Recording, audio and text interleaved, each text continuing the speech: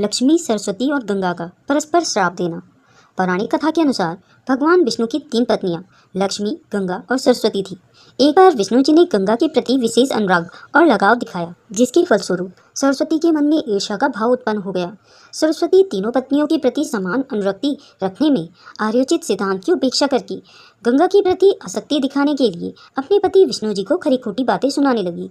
सरस्वती ने गंगा को भी आड़े हाथों लेकर दुर्वचन कहे। भगवान विष्णु पत्नियों के इस कलह को देखकर प्रसाद से बाहर चले गए।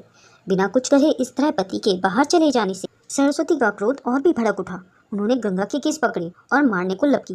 लक्ष्मी जी ने बीच में आकर दोनों को शांत करने का प्रयास किया। इस पर सरस्वती ने लक्ष्मी को भी गंगा की सहायिका मानते हुए उनका अपमान किया और उन्हें बीच में आने के कारण वृक्ष हो जाने का श्राप दे दिया। इधर गंगा अपने कारण निरपराध लक्ष्मी को दंडित होते हुए देखकर अत्यधिक क्षुब्ध हो गई। उन्होंने सरस्वती को भूतल पर नदी हो जाने का श्राप दिया। सरस्वती भी पीछे नहीं रही। उन्होंने भी गंगा को मृतक की अस्थियां ढोने वाली नदी बनकर पृथ्वी तल पर बहने का श्राप दे दिया। जब विष्णु जी अपने पार्षदों सहित लौटे तो उन्हें अपनी पत्नियों के परस्पर कलह और श्राप आदि का पूरा पता लगा। भगवान विष्णु ने लक्ष्मी की शांत वृत्ति, सहनशीलता, उदारता को देखकर केवल उन्हें ही पत्नी रूप में स्वीकार करने का फैसला किया। विष्णु जी ने गंगा और सरस्वती को त्याग देने का निश्चय कर लिया। वियोग की स्थिति से व्यतीत होकर दोनों ही कातर स्वरों में श्रापों से शीघ्र निपटने का उपाय पूछने लगी। तब भगवान विष्णु ने उन्हें बताया कि गंगा तो नदी रूप में स्वर्ग, भूलोक और पाताल लोक में त्रिपृथक होकर बहेंगी। उनका स्थान शिव जटाओं में भी होगा।